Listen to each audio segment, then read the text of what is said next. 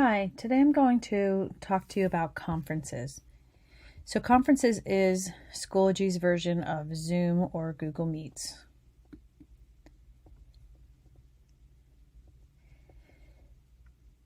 Now you can record your conferences and they'll show up under completed when you're done.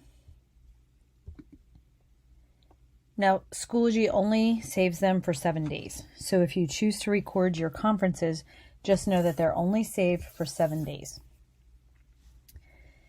To start a conference, you just want to click Create a Conference. I'm going to give it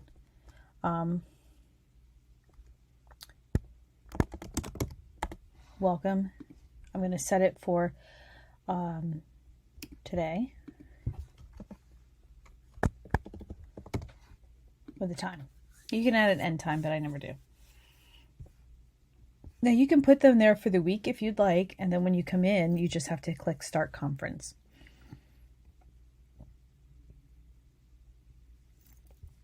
I'm going to join with listen only because I'm afraid of feedback. The only person in this conference. All right, so I'm the only person in this conference, as it just let me know. So when I look at this screen, it definitely looks different than Zoom and Google Meet. There is an area for a public chat and it shows up on your left. You can hide the public chat if you want. It is the place where I have my students ask me questions. They can raise their hand. They can talk to each other there as well.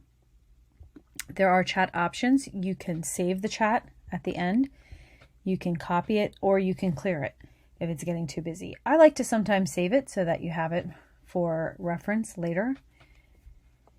There's also an area for shared notes. Now, unlike the public chat, shared notes is just what it is. It does have some text formatting and you can undo and whatnot. You can export the notes that are in here as well.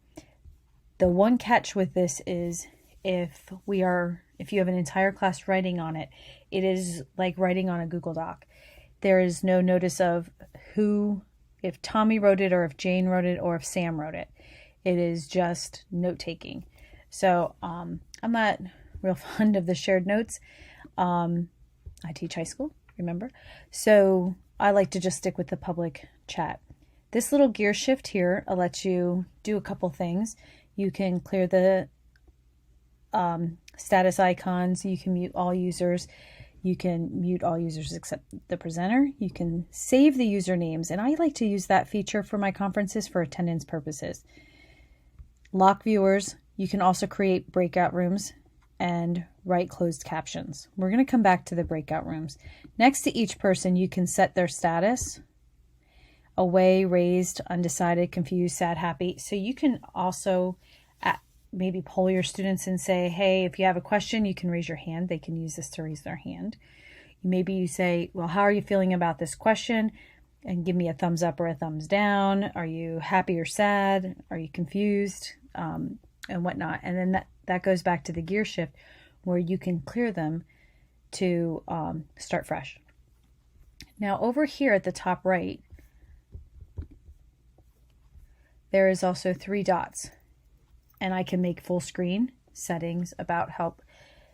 I can end my meeting or I can log out. I'm going to go here to the settings. Now in my settings, you see that ours are default to off for most except for animations. If you want, you can pop up alerts for user join. You might want to turn that on so that if someone else enters the classroom, you can hear it. Really helpful for attendance purposes. Maybe audio alerts for user join. Whichever, actually I would think an audio alert. Pop-up alerts for chat, that might be helpful so that you don't have to monitor it. But if you have students who are very interactively chatting, you may not want those alerts either. So those are there for you to decide. You can even change the language if you need to. So I'm just going to save. There's data savings.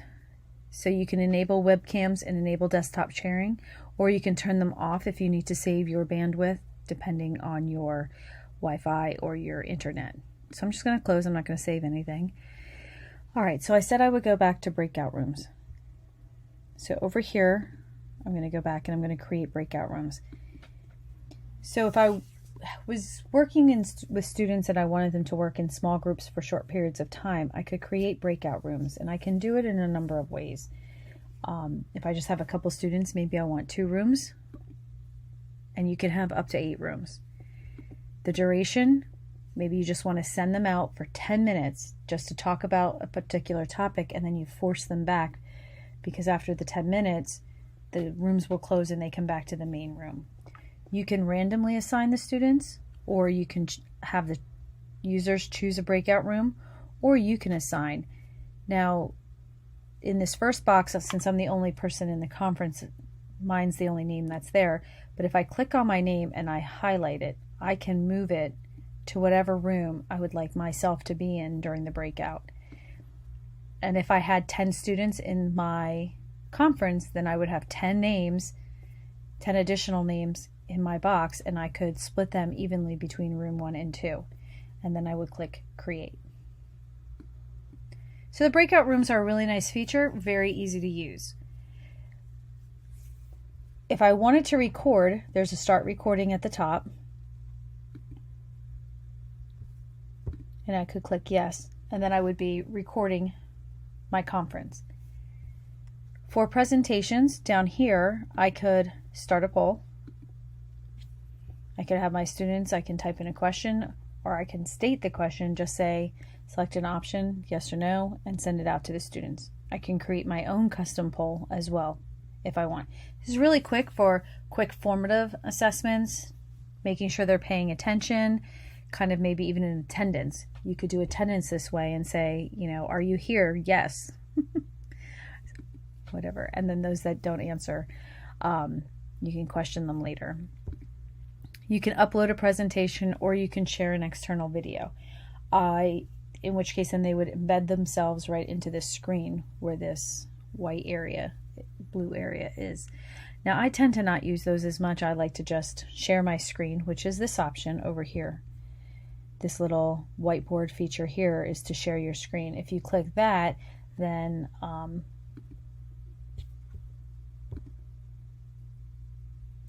I like to call it the infinity wall, because I should get the screen of a screen of a screen of a screen.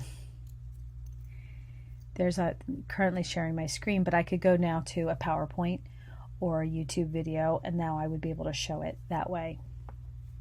Now I'm going to stop sharing my screen. I could turn on my webcam. I could leave my audio. I can also use this as a whiteboard. I'm going to go to a different screen, and these give me tools where I could write some text. Just say, hello, welcome to my class. I could write, and I can draw some shapes. So whatever you need to do, there's lots of things that you can do. Maybe I decided, oh, that wasn't the right shape. I can undo it. Or I don't really like anything on the board. I need to reuse it. I can clear it. You have more slides. I think it holds 6. Oh, no. Looks like you can do even more than that. Last year I think I could only do 6. And that's pretty much it. If you have, oh, last thing. This is multi-user whiteboard. If you have your students in the class and you turn this on, then it gives all of the students the ability to write on your whiteboard and answer questions or draw or whatever use you would have for them to use the multi-user whiteboard. And then their names show. So as they're writing, you can see who's writing what. Now you don't know who wrote it after it's done and they move away from there, but you can see as they're writing. All right. And that's pretty much it for conferences. If you are recording, I'm not going to pause recording. I'm just going to end my meeting. Now, I could choose to log out. If at this point I had to leave the room to go somewhere else and I had another teacher in the room, I could turn the presentation over to them, and then I could leave the room and have the meeting continue. Since I'm the only teacher in the room, I would want to end the meeting. And when you end a meeting, it does disconnect all users. So unlike Google Meet, where the room stays open as long as someone's in there, this will end as soon as the presenter or owner of the meeting leaves. So I'm going to say yes. So my session's ended. They always ask for feedback. And I'm done. Now if I go back to my conferences tab, it's not there. Now it says complete. Under completed, there's my completed, but it says no recordings found for this conference. So it does take a couple hours sometimes for the conference to show up as a recording. It wasn't that long of a recording, so it might show up faster, but the longer your conference, the longer it can take. I've had it take up to like overnight, where I've done it at like 3 o'clock in the afternoon and it didn't show up but it was there when I logged in the morning. So don't worry if it's not there right away. It will show up at some point. And then just remember, it's only going to be there for 7 days, and then it just deletes on its own. Since I don't need this recording for tomorrow, I am going to just delete it all on its own. All right. And there is conferences. If you have any questions, send me an email.